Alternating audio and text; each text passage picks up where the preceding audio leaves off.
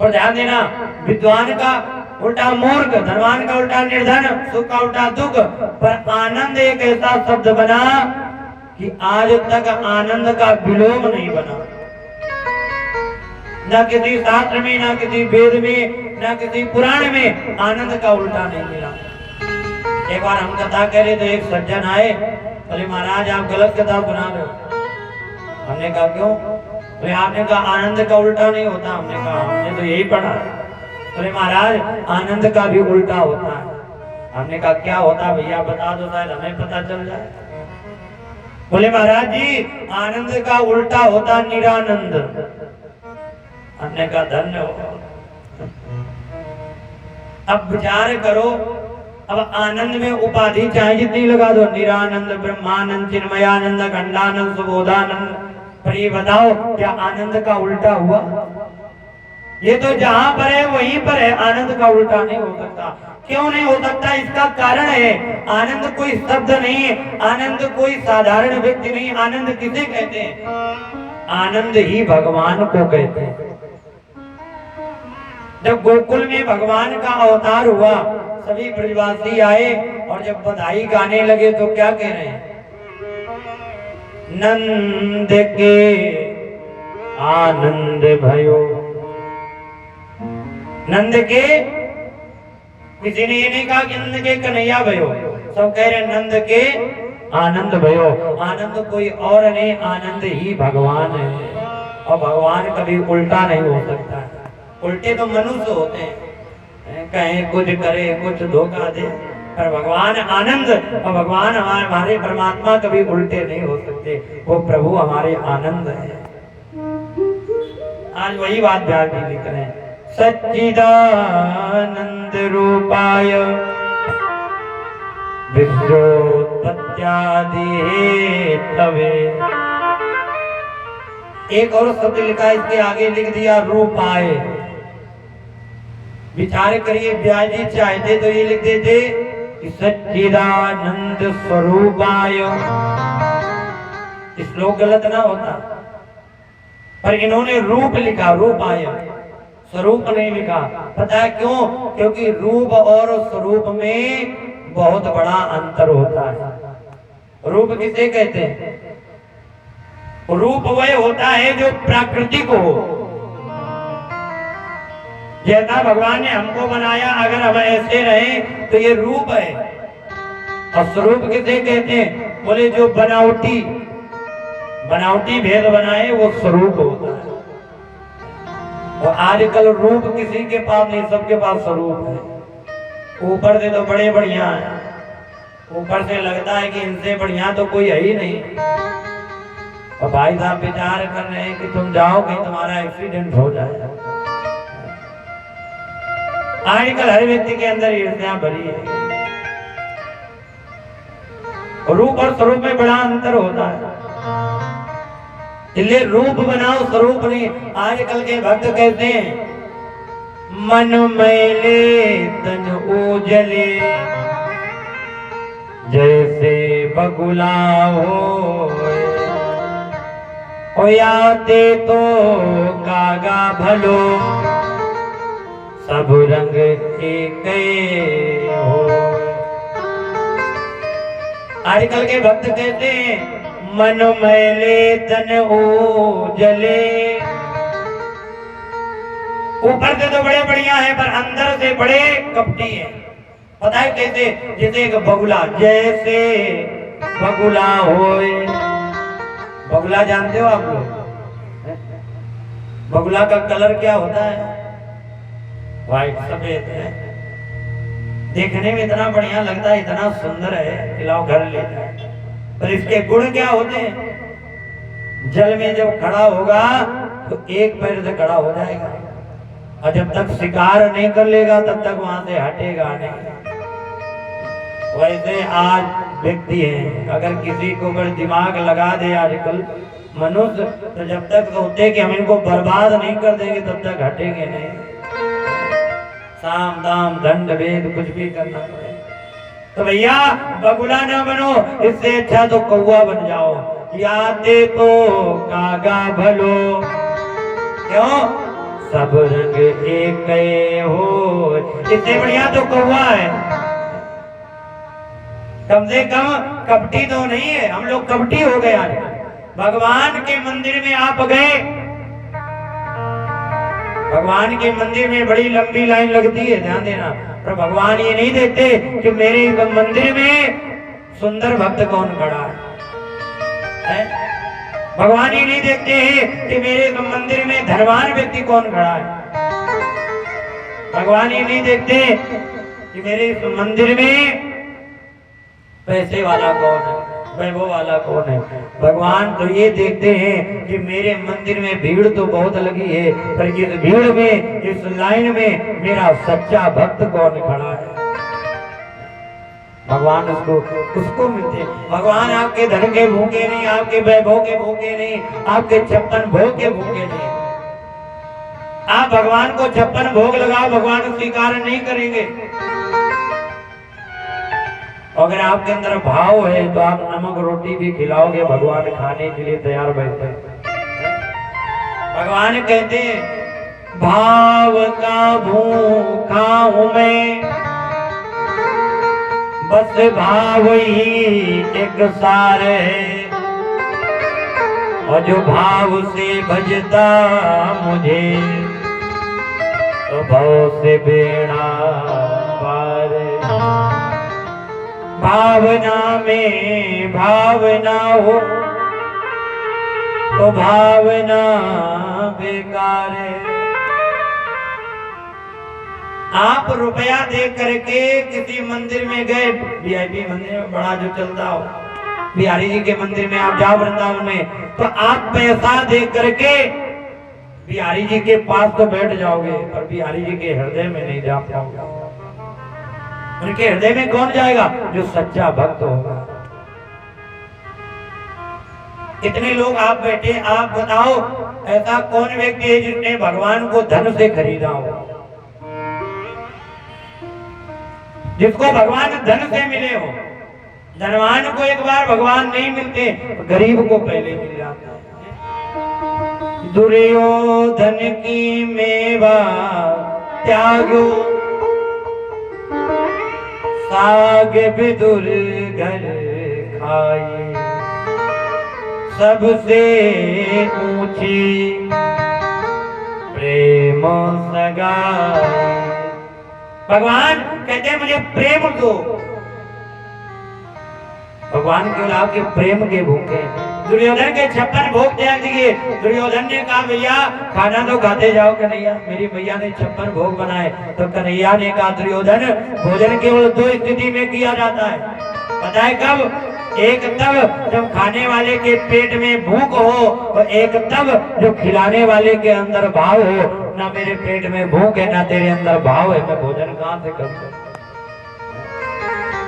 भाव से खिलाओ, भगवान खाएंगे, धन से नहीं खाएंगे ना। आजकल कह रहे भगवान सब कुछ आपका है, और मानता कोई नहीं है। माताएं आरती गाती हैं घर में रोज, तो क्या कहती हैं? तन मन धन सब है तेरा, स्वामी सब कुछ है तेरा, और तेरा तुझको अर्पण, और प्रभु का प्रभु को समर्पण, क्या लागे मेरा। ओम जय जगदीश हरे। रोज कहते प्रभु सब कुछ आपका है। अब विचार करोगे किसी दिन भगवान प्रकट हो जाए कि माता जी तुम रोज गाती हो सब तुम्हारा है, चलो जितने प्लाट तुम्हारे नाम है सब हमारे नाम करो। माता जी कहेंगे वाह महाराज हम तो मजाक कर रहे थे, आपने सीरियस ले लिया। मजाक मजाक में चले कहते समय कहने का ना भक्त कहे तब देगा, आज करके बड़े हो गए। कलयुगी भक्त तो इसे का भगवान को ठग ले। व्यक्ति का 5 रुपए की अगरबत्ती लगावे भगवान को, और 50,000 का वरदान मांगे, कहे सब आपका है, पर मानते कोई नहीं। आजकल भगवान केवल बातों में रह गए, भाव में नहीं है। सत्यता यही है। आजकल व्यक्ति अपने लिए मकान 3 बन जाएंगे, 6 प्लाट बने, पैसा इतना है, पर उनसे पूछो भगवान का मंदिर कितना बड़ा बनवाए। अपने घर में 8 कमरे हैं, सब में एसी लगी, कूलर लगा है, बढ़िया गद्दा पड़ा है, भैया का कमरा अलग, माता जी का अलग, बहन जी का अलग, नाती का अलग, सबका अलग अलग है। भगवान का कोई कमरा नहीं बनाता। भगवान को कहाँ रखेंगे? का एक कोने में छोटी रेलवारी, उसी में डाल दें, बोले तुम इसी में रहो, किसी लायक हो, भगवान उसी में बैठे। जब तक भगवान को आप अपने घर का सदस्य नहीं समझोगे, तब तक कृपा होने वाली नहीं। हम अपने लिए भोजन बनाते हैं, बढ़िया दाल चावल सब्जी रोटी पनीर, किसी दिन मन हुआ तो रेस्टोरेंट चले गए, बढ़िया खा के आए, बोले चलो घूम के आते हैं, बढ़िया वही होटल में खाया जाए। अब भगवान को भोग काहे का लगता है? मिश्री का दाना,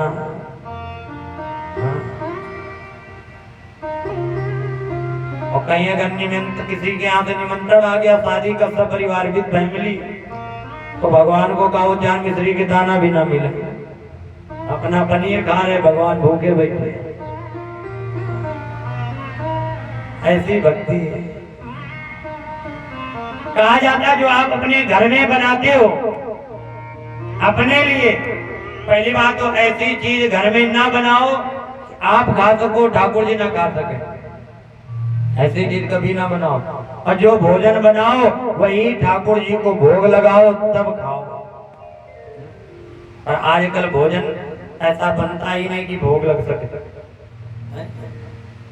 आजकल ऐसा बनाया ही नहीं जाता। आजकल माता जी दाल बनाई, पहले का किचन में चेक करेंगे, बोले चेक कर लो, टेस्ट कर लो, कहीं नमक कम तो नहीं, लग गया भोग, ऐसे भोग लगता है।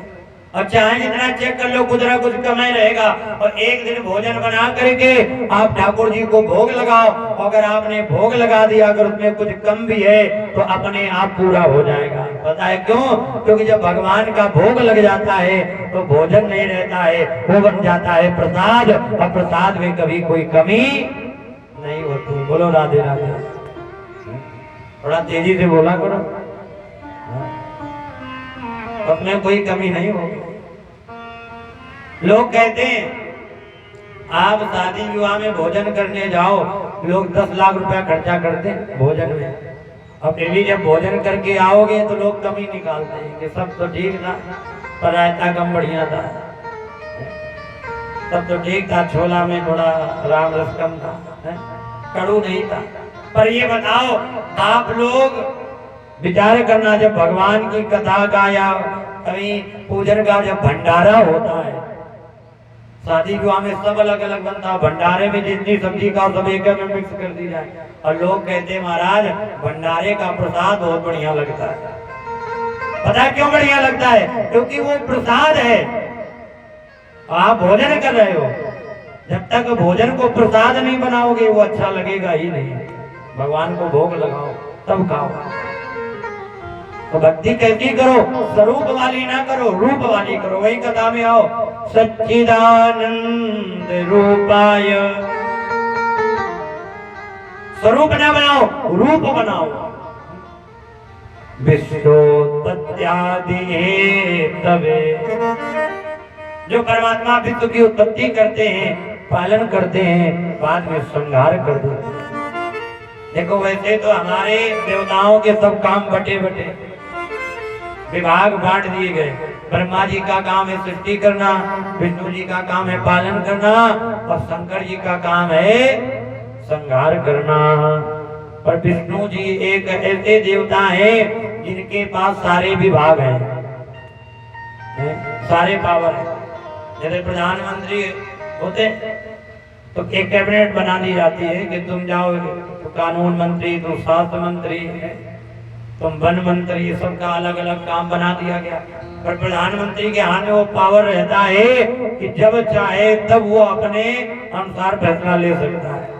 उसी प्रकार भगवान ने सबका काम अलग अलग बांट दिया, पर भागवत जी में लिखा है कि हमारे नारायण के अंदर वो सामर्थ्य है कि विश्वोत्पत्त्यादि हेतवे, कि विश्व की उत्पत्ति भी कर सकते हैं, उसका पालन भी कर सकते हैं, और समय आने पर उसका संहार भी कर सकते हैं। और तापत्रे विनाशाय, जो परमात्मा तीनों तापों का विनाश कर देते हैं। ध्यान देना, इस संसार में 3 प्रकार के ताप हैं। कौन कौन से? जिनके द्वारा हमको सुख और दुख मिलता है। 3 ताप हैं। दैहिक, दैविक, भौतिक ताप। राम राज काहू नहीं व्यापा। दैहिक, दैविक और भौतिक, ये 3 ताप हैं। हमारे जीवन में जो सुख और दुख आते हैं, ये 3 तापों की वजह से आते हैं। लोग कहते हैं महाराज हम सुखी हैं, और ध्यान देना, इस संसार में कोई कितना भी कहे कि हम सुखी हैं, पर असत्यता तो ये है कि चाहे कोई कितना करोड़पति हो, लखपति हो, किसी के हृदय पर हाथ रख करके पूछो तो आज इस संसार में कोई भी प्राणी सुखी नहीं है, सब दुखी है। इन्हीं 3 तापों की वजह से। कोई तन दुखी, कोई मन दुखी, कोई धन बिन रहते उदास, और थोड़े थोड़े सब दुखी, सुखी राम के दास। कोई तन दुखी, ध्यान देना, पैसा तो बहुत है, पर कोई कोई व्यक्ति ऐसे हैं जो शरीर से दुखी है, शरीर साथ नहीं दे रहा, बीमारी बहुत है। पैसा बहुत है पर शरीर से दुखी है, तन से दुखी है। एक बार एक सेठ जी ने रोज फोन करे, महाराज कभी आओ, घर पधारो। एक दिन निकले जा रहे थे तो हमने कहा मार्ग में सेठ जी का घर है, लाओ आज मिल लिया जाए। दोपहर का समय, और जैसे सेठ जी के घर में पहुंचे तो क्या देखा, सेठ जी भोजन कर रहे थे। भोजन में क्या कर रहे थे? मूंग की दाल का पानी और सूखी रोटी।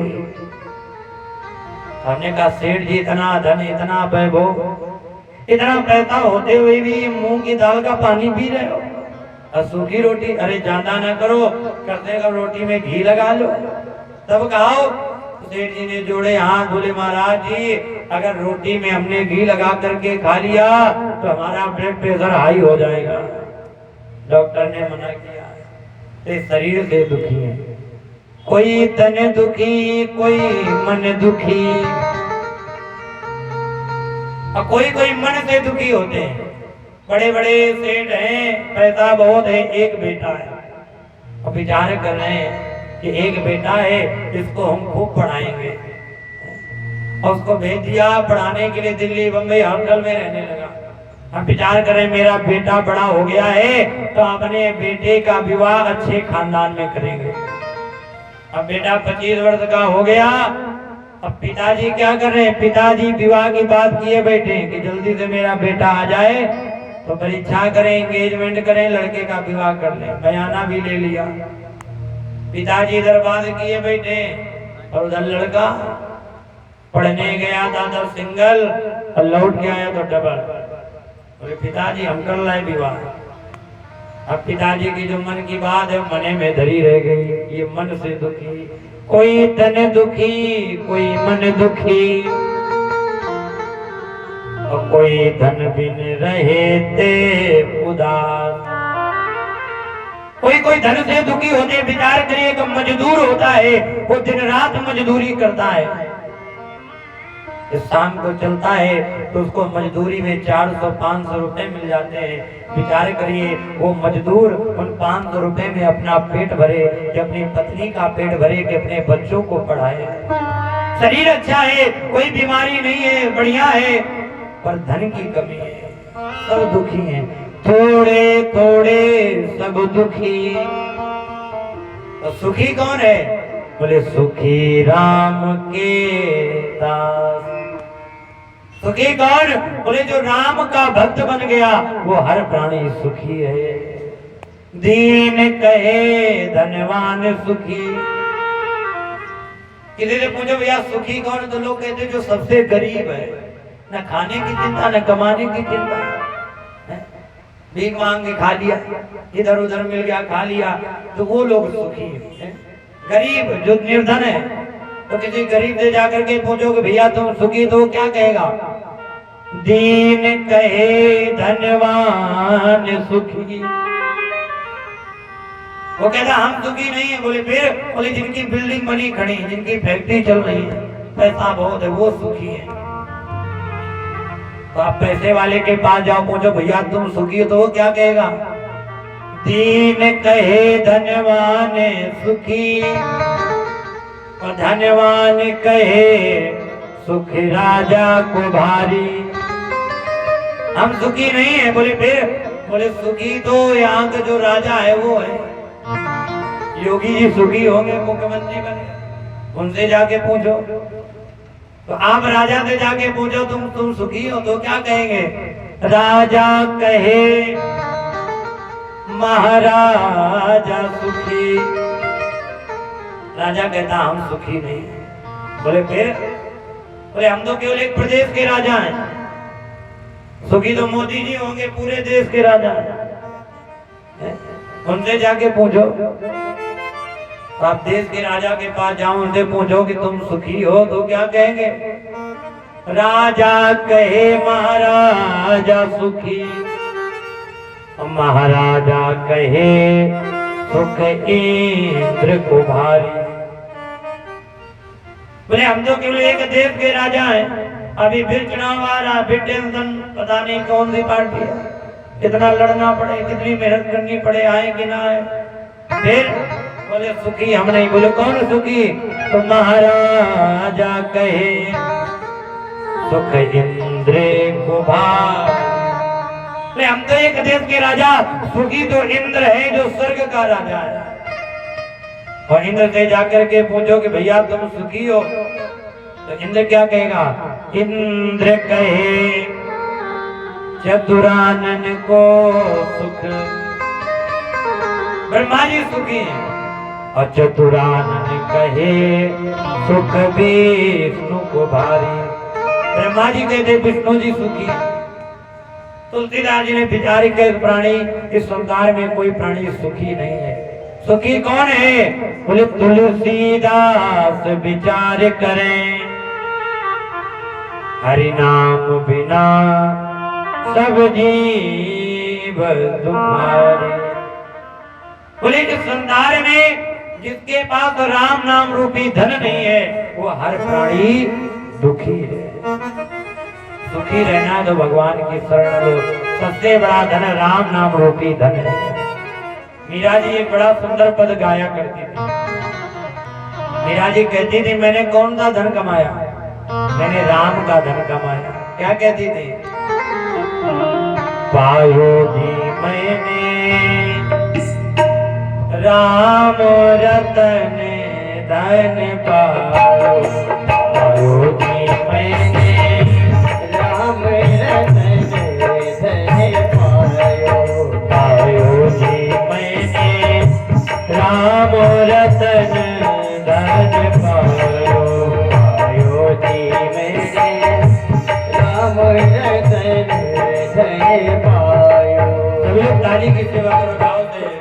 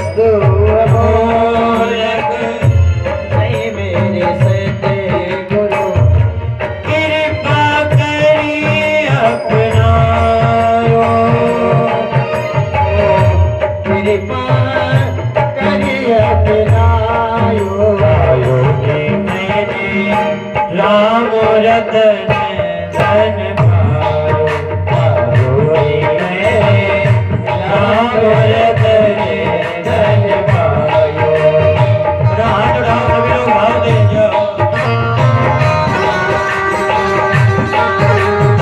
आगे भी हरि उदार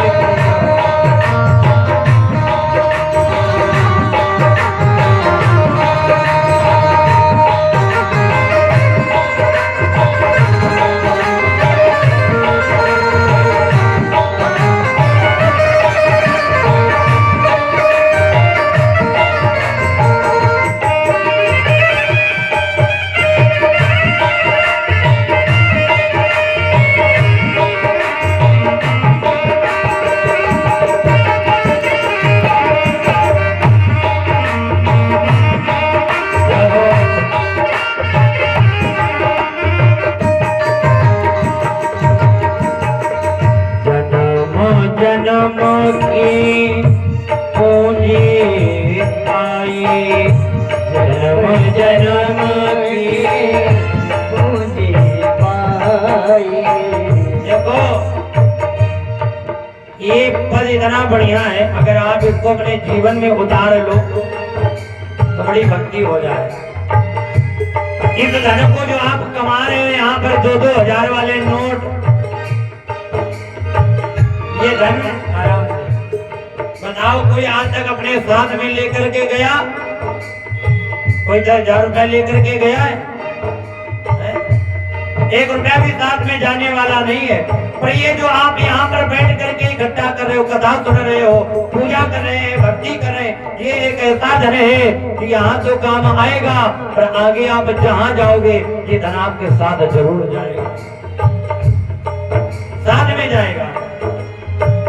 जन्म जन्म की पूंजी पाई, जन्म जन्म की पूंजी पाई, जग में सभी गवायो, जग में सभी गवायो, पायोरी मैंने राम रतन राम रतन राम रतन धन पायो, पायोरी में राम रतन धन पायो।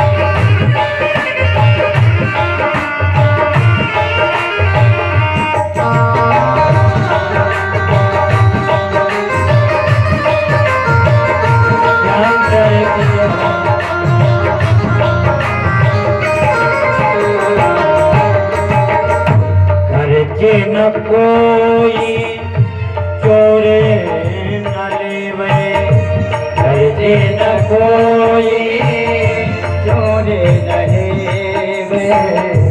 यहाँ का धन कमाओगे, ध्यान रखना, तो ज्यादा अगर बैंक का आना जाना लगा रहा तो कहो कोई शक कर ले, बहुत पैसा है इनके पास, एक दिन उनको पकड़ो रास्ते में, कब आपको मारे भी और पैसा भी छुटावे। अगर न चोरी हुआ तो ये धन खर्चा हो जाता है, घर में रखोगे खर्चा, बीमारी हो जाएगी, लग जाएगा। पर ये जो धन है राम नाम रूपी धन, अगर इसको एक बार आपने